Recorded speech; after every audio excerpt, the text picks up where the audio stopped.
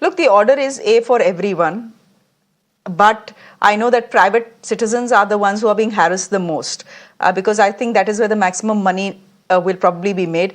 Can I get in Dilip Cherian here? Dilip Cherian, look, there is disquiet about discarding 10-year-old vehicles and 15-year-old vehicles. Here is a gentleman telling us कि 10,000 kilometer भी नहीं चढ़ी है मेरी गाड़ी, and in 2026 I will have to scrap it.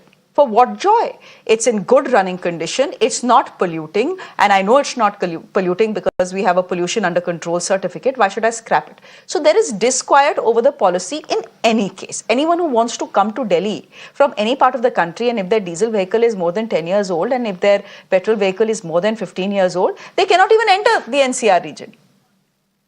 That is one thing. But, you know, my concern today is the way the drive is being implemented in Delhi.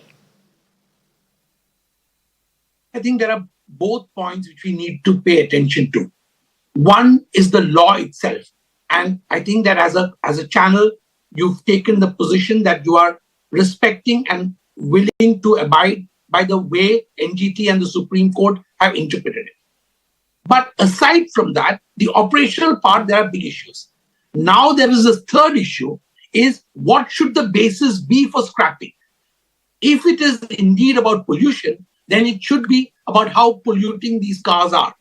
Not that that will reduce the harassment of the citizen, because then the pollution control guys are the guys who have a handle on you. So let's look at basics. And I think that where citizens are gathered together, like on this issue, I think it deserves a relook at the policy itself. And I think that that would be the right thing to do, because you are harassing innocent citizens. You're actually trampling on the right to property, and you're trampling on fundamental rights, therefore.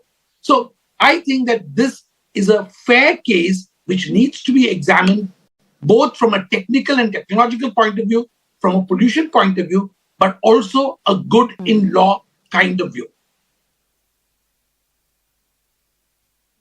And Dilip, many of our viewers would probably know this, but the Supreme Court order is just, by the way, also at odds with the government order under the Motor Vehicles Act, because they tell us that as far as the scrappage policy is concerned under the MVA, for private citizens it will be 20 years.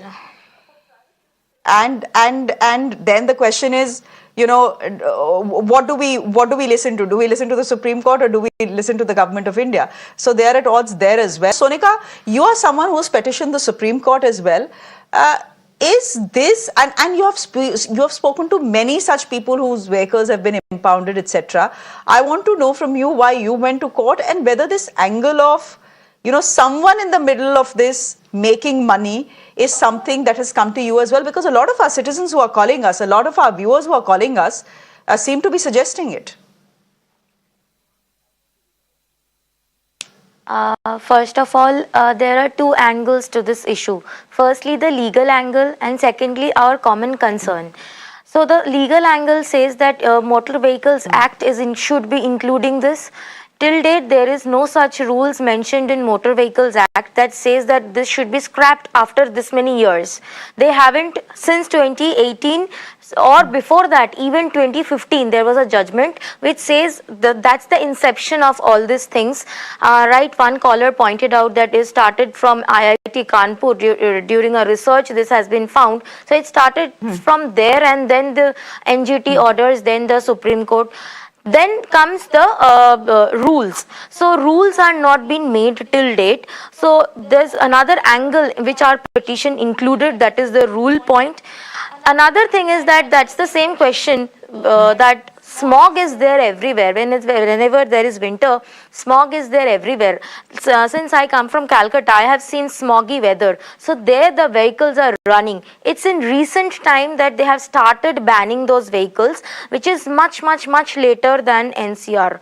So during that much period of time, people what used to do in NCR, they used to transfer all this vehicles to Calcutta or any other place, native place like Rajasthan, Lucknow, or to the south. So technically speaking, those people who are living there, they don't have lungs. and they don't have their own body strength. So people in Delhi NCR only were so sensitive that all Okay. these vehicles should be impounded and banned. Until date, there is no process of registration and deregistration that has been done in a smooth way, or that has been done by the Supreme Court. So, even in 2018 That's true. judgment, And they there is a themselves senior have citizen who mentioned there called is less us. than 2% of For vehicular. me, Sonika, what hits me is the fact that a senior citizen had called us earlier on the show, and I think his audio was bad, but this is what he was saying. He's saying that, look, my car was impounded. No one told me. Forget no one telling me. It happened during my absence. No one even sent me a receipt. Another gentleman calls and says his father's car was impounded similarly for being scrapped, and 2 years later he gets a call from Punjab saying, from a workshop saying, thank you for servicing your car in our workshop. So there is some Gorak Danda that is going on here.